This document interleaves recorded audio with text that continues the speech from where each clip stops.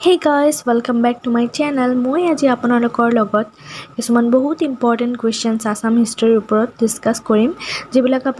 আপোনালোকৰ প্ৰায়ভাগ আসাম কম্পিটিটিভ এক্সামত আহিয়ে থাকে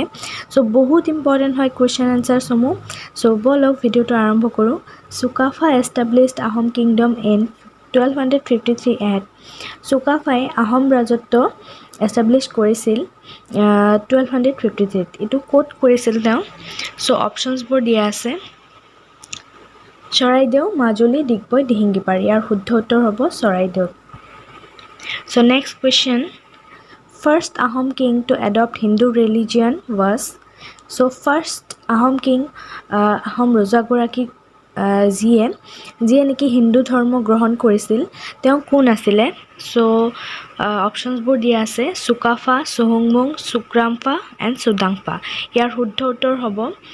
চুদাংফা সো চুদাংফাই ফাৰ্স্ট আহোম কিং আছিল যিয়ে নেকি হিন্দু ৰিলিজিয়ন গ্ৰহণ কৰিছিল বামুণী Konwar was also better known as by Ahom name so বামুণী কোঁৱৰক আহোম নামেৰে এটা নাম দিছিল সো তেওঁক আৰু কি নামেৰে জনা গৈছিল চুকাফা চুহুংমুং চুক্ৰামফা চুদাংফা ইয়াৰ শুদ্ধ উত্তৰ হ'ব চুদাংফা সো বামুণী কোঁৱৰক চুদাংফা নামেৰে জনা গৈছিল বামুণী Konwar shifted the Ahom capital from Charaideo to বামুণী কোঁৱৰে আহোম কেপিটেল চৰাইদেউৰ পৰা কলৈকে লৈ গৈছিল মাজুলী যোৰহাট শিৱসাগৰ সৰগুৱা এট দিহিঙ্গিপাৰ ইয়াৰ শুদ্ধ উত্তৰ হ'ব option number D Sarguwa at দিহিঙ্গিপাৰ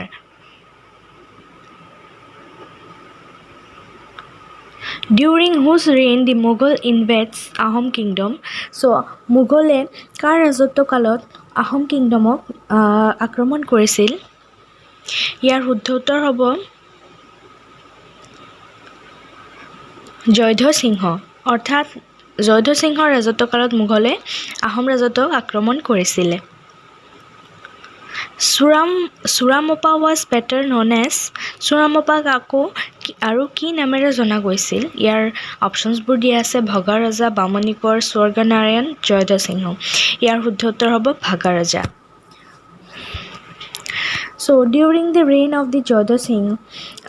Mughal invades Ahom in 1622 AD and possessed Gargaon. Jodha's escaped from Gargaon, hence he is known as so কি হৈছিল যে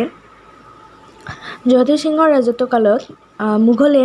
যিহেতু 1622 এডিত আক্ৰমণ কৰিছিলে আৰু গড়গাঁও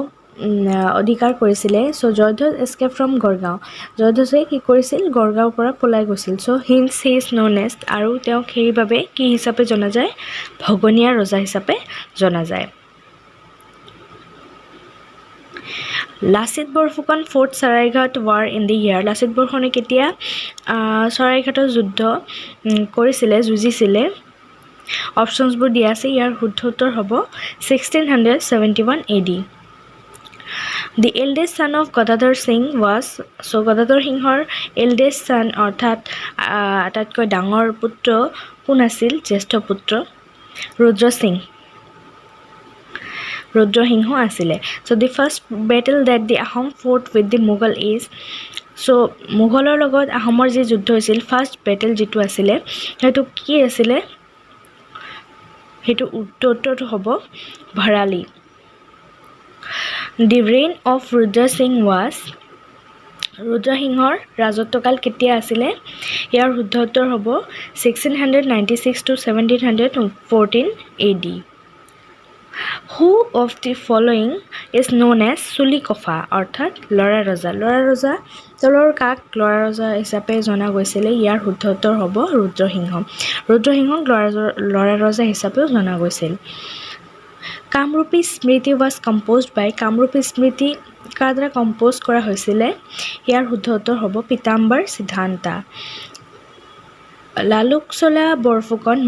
লালুকচলা বৰফুকনে কাক মাৰ্ডাৰ কৰিছিল কাৰ হত্যা কৰিছিলে ইয়াৰ শুদ্ধ উত্তৰ হ'ব বদনচন্দ্ৰ